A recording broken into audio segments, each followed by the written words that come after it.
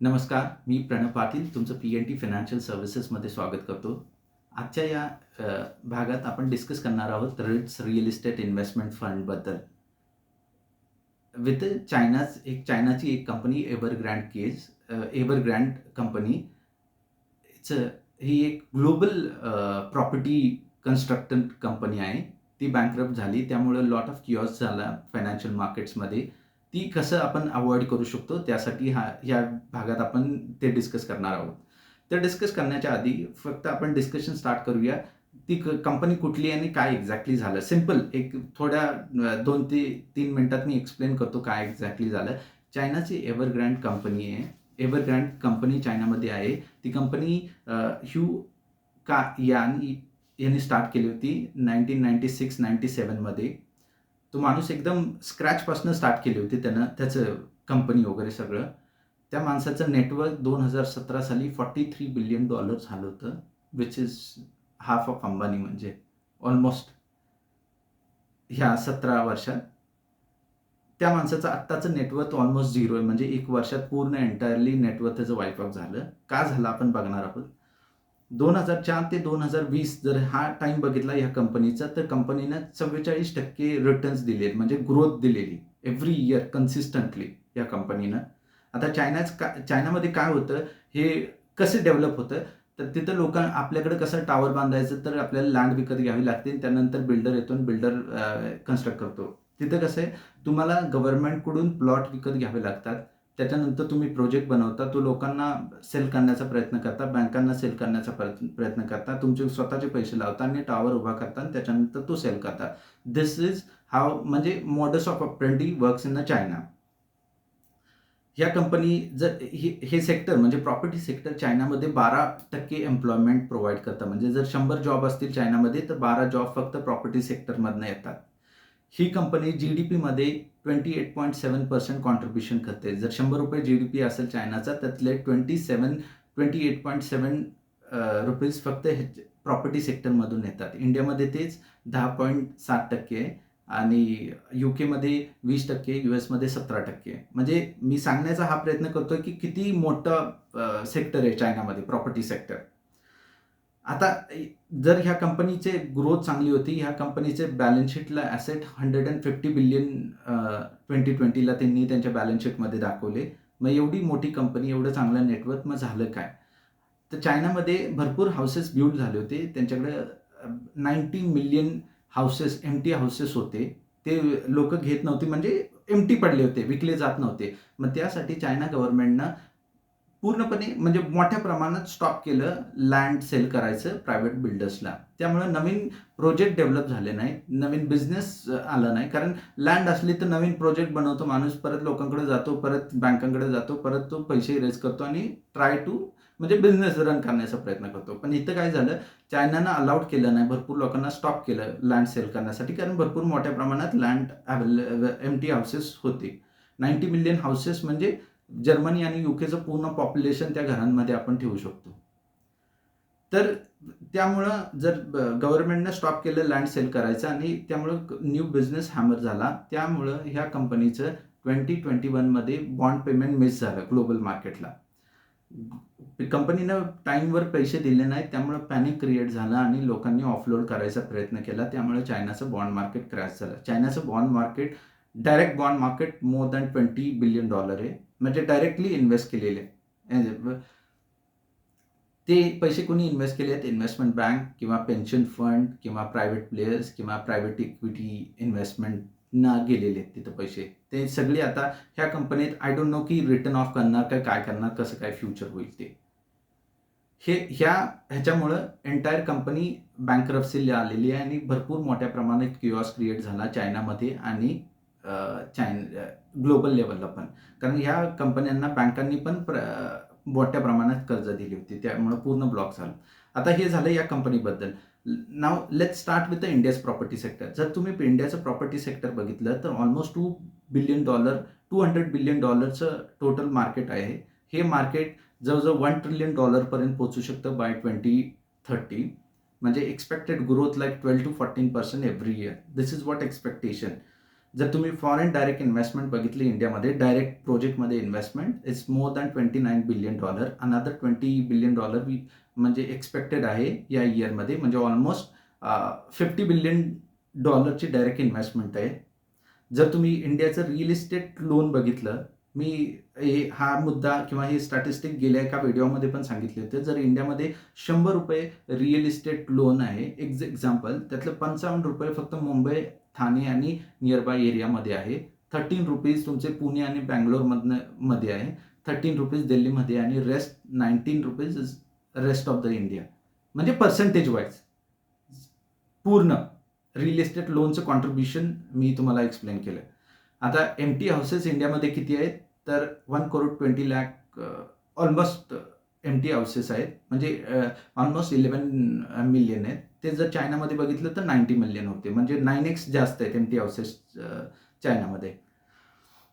जर तुम्ही गेल्या 20 वर्षाचा रिटर्न्स बघितले प्रॉपर्टी सेक्टरमध्ये, तर एकदम बेस्ट रिटर्न मिळालेले आहेत, इवन इंडियामध्ये आणि चायनामध्ये पण.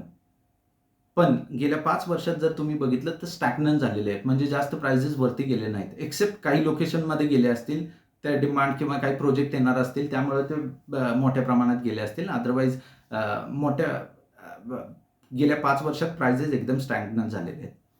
जर तुम्ही बघितले स्टॅटिस्टिक्स, तर गेल्या 2 वर्षामध्ये भरपूर मोठ्या प्रमाणात रिअल इस्टेट सेक्टरमध्ये डिमांड क्रिएट झाली. त्याचं कारण होतं कोरोना व्हायरस. त्याच्यात मेन 4 रिझन रिसर्चमध्ये समजली गेली. एक होतं की इन्सिक्युरिटी, म्हणजे लोकांना एकदम भीती वाटत होती की आता काय होईल, आपल्याला स्वतःचं घर पाहिजे, समजा इन्कम बंद झाला तर काय होईल, एक स्वतःचं घर पाहिजे. त्यासाठी एक इन्सिक्युरिटी क्रिएट झाली होती, त्यामुळं लोक बाय करायचा प्रयत्न करत होती प्रॉपर्टी. सेकंड आहे तुमचं एन्झायटी, म्हणजे एक भीती वाटत होती की कसं काय होणार, म्हणजे साहजिक आहे. म्हणजे हे रिसर्चमध्ये आलेले आहे 4 गोष्टी. त्यामुळं 2 वर्षात गेल्या सेल जास्त वाढत आला. एन्झायटी होती लोकांमध्ये, एक भीती वाटत होती की काय होईल बाबा, मी नसलो तर घरातल्यांचं काय होईल, स्वतःचं एक घर पाहिजे, कुठंतरी इन्व्हेस्टमेंट करू, त्यासाठी एक. तिसरं, आता काही लोकांकडे पैसे होते, त्यावेळी प्रॉपर्टी प्राइजेस पण कमी झाले होते, इन्व्हेस्ट करायचे, कुठंतरी चांगला रेट मिळाला म्हणून ते इन्व्हेस्ट करत होते. आणि चौथं कारण म्हणजे गव्हर्नमेंटनं डिस्काउंट दिले होते. जर तुम्ही आत्ता पण काही प्रमाणात चालू आहे, त्यामुळे टॅक्सेस म्हणजे ले ऑफ केले होते काही प्रमाणात. त्यामुळे ह्या 4 रिझनमुळे 2 वर्षात गेलं प्रॉपर्टी डिमांड वाढलं होतं. पुढं असं कंटिन्यू राहील का नाही राहील, म्हणजे एवढं मी तुम्हाला, म्हणजे तुम्हीच विचार करा का 2 वर्षात ग्रो झालं होतं जास्त. हे झाले इंडियाचं प्रॉपर्टी मार्केट. आता रिट्स म्हणजे काय किंवा रिअल इस्टेट फंड म्हणजे काय? रिट्स म्हणजे रिअल इस्टेट इन्व्हेस्टमेंट ट्रस्ट. म्हणजे काय, आता एक माणूस किंवा एक कंपनी येते, एक बाउलमध्ये ती स्वतःचे पैसे टाकते आणि ती लोकांना सांगते की ओके, तुम्ही पण या आणि तुम्ही इन्व्हेस्ट करा या बाउलमध्ये. आपण हे सगळे पैसे एका प्रॉपर्टीमध्ये इन्व्हेस्ट करू, काही प्रॉपर्टींमध्ये, आणि त्या प्रॉपर्टी आपण एकदा बाय केल्यानंतर आपल्या नावावर घेऊया आणि त्या प्रॉपर्टी परत रेंटवर देऊया. आणि त्याच्याकडून त्याच्या रेंटवरनं जे पण इन्कम येईल रेंट थ्रू, ते आपण सगळ्या शेअर होल्डरला डिस्ट्रीब्यूट करूया. मोर दॅन 90% ही वाटावं लागतं शेअर होल्डर बरोबर. ह्याला म्हणतात रिट्स. एकदम सिम्पल लँग्वेजमध्ये मी सांगण्याचा प्रयत्न केला. आता हे एका पद्धतीनं रिट्स चालतं. दुसऱ्या पद्धतीनं म्हणजे जर तुम्ही ते रिट्स म्हणजे बाउलमध्ये पैसे तुम्ही टाकले, तोच माणूस एका पर्टिक्युलर रिअल इस्टेट ब्रोकरला तो फायनान्स करतो. म्हणजे समजा एक टावर बिल्ड करायचा, त्याचं कॉस्टिंग आहे सपोज 500 करोड or 1000 करोड. तर हे काय करते, ही कंपनी किंवा तो माणूस त्या पूर्ण प्रोजेक्टला फायनान्स करतो.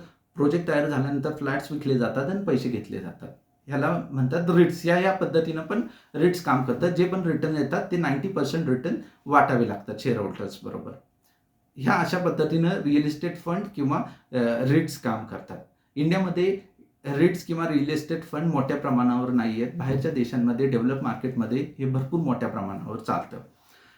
हे रिट्स आणि रिअल इस्टेट फंड. आता 5 प्रिकॉशन कुठल्या घ्यायच्या आहेत, का मी असं म्हणत आहे की चायनासारखं केस आपल्याकडे होऊ नये म्हणून. पहिलं म्हणजे ग्लोबल वॉर्मिंग इश्यू. लोकेशन तुम्ही चेक करा. जर तुम्ही प्राईम लोकेशनला प्रॉपर्टी कुठल्या बाय करत असला, तर ती प्रॉपर्टी ग्लोबल वॉर्मिंग इश्यूमध्ये येते का नाही. फॉर एक्झाम्पल, जर तुम्ही बघितलं BMC कमिशनर, मुंबईचं BMC कमिशनर इक्बाल चाचलने सांगितलंय, गेल्या वर्षीची न्यूज होती, काहीतरी न्यूजपेपरला पण आली होती, मंत्रालय आणि तो एरिया पूर्णपणे पाण्याखाली जाईल 2040 ते 50च्या मध्ये, कारण ग्लोबल वॉर्मिंग इश्यूमुळे. जर आता तेच जर तुम्ही जर न बघता तिथं जर जाऊन प्रॉपर्टी बाय केली करोड्स रुपीजमध्ये, त्याचं ती प्रॉपर्टी तुम्ही लोनवर घेणार, लोन पे करायला 15-20 वर्ष जाणार. By the time you repay entire loan, ती प्रॉपर्टी पाण्याखाली असेल, तुम्हाला काही करता येणार नाही.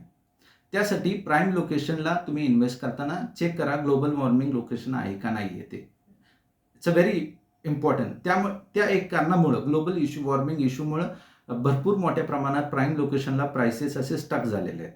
आता हे लोकेशन तुम्ही चेक करू शकता, डिफरंट साईट्स आहेत गुगलवर, कुठले कुठल्या लोकेशनला किती धोका असतो ते. दुसरं सजेशन म्हणजे जर तुम्ही मुंबई, पुणे, बँगलोर किंवा दिल्लीमध्ये जर लोन प्रॉपर्टी घेत असला तर थिंक ट्वाईस. का म्हणतोय मी? कारण तुमचे प्रॉपर्टी प्राइसेस ऑलरेडी हाय आहेत. आता जर तुम्ही प्रॉपर्टी घेतली, फॉर एक्झाम्पल आता हिरानंदानीमध्ये 1 BHK घ्यायचं झालं तर 1.5 करोड आहे. प्लस 15 वर्षाचं 20 वर्षाचं माझं इंटरेस्ट किती होतं, सपोज 3 करोड. टोटल प्रॉपर्टीची व्हॅल्यू किती झाली? 4.5 करोड.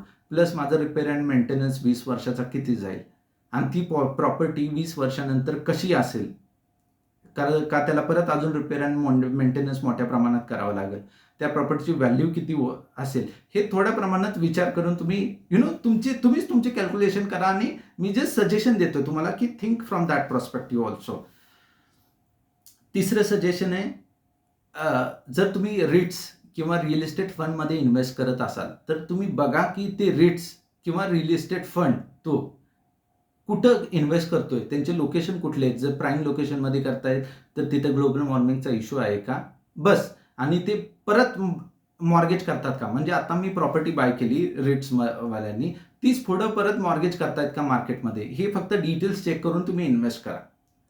कारण कसं होतं, सगळेजण इन्व्हेस्ट करतात, एवढ्या लोकांनी इन्व्हेस्ट केले, मग माझं काय एवढं माझ्यामुळे काय फरक पडणार आहे, असं काही विचार करू नका. मी असं म्हणत नाही की वाईट विचार करा किंवा चांगला विचार करा. जस्ट प्रिकॉशनरी स्टेप म्हणून तुम्ही फक्त चेक करा लोकेशन किंवा कुठं ते इन्व्हेस्ट करतायत ते. चौथा म्हणजे जर तुम्ही स्वतःचं, आता प्रत्येकाला स्वतःचं घर पाहिजेच म्हणजे, आणि मी पण इव्हन रेकमेंड करतो, जर तुम्ही स्वतःचं घर खरेदी करत असाल, नॉट ॲज अ इन्व्हेस्टमेंट, म्हणजे ते तुम्ही रेंटवर देणार, तुमचं ऑलरेडी स्वतःचं घर आहे आणि तुम्ही जर ते दुसरं घर घेऊन रेंटवर देणार असाल आणि त्याच्यापासून इन्कम करून घेणार असला तर थिंक ट्वाईस. आणि जर पण ते जर तुम्ही स्वतःसाठी जर खरेदी करत असाल, स्वतःच राहणार असला, तर जास्त विचार करायची गरजच नाही, म्हणजे किती इंटरेस्ट जाते काय. जर तुम्ही EMI अफोर्ड करत असला आणि लोकेशन ते ग्लोबल वॉर्मिंग लोकेशनमध्ये येत नसेल, इश्यूच्या लोकेशनमध्ये येत नसेल, तर ब्लाइंडली तुम्ही घेऊ शकता ते. आता 5वा पॉईंट म्हणजे सजेशन की किती रिटर्न मिळू शकतात. जर तुम्ही ग्रोथ रेट बघितली तर इंडियाचं प्रॉपर्टी मार्केट 12 ते 14% वाढण्याची शक्यता आहे. आणि त्यामुळं नेट रिटर्न जर कॅल्क्युलेट केले, कुठेही तुम्ही इन्व्हेस्ट केले प्रॉपर्टीमध्ये, तर 5 ते 7% मिनिमम आय सेइंग तुम्हाला नेट रिटर्न मिळतील लॉंग टर्म पर्स्पेक्टिव्हने.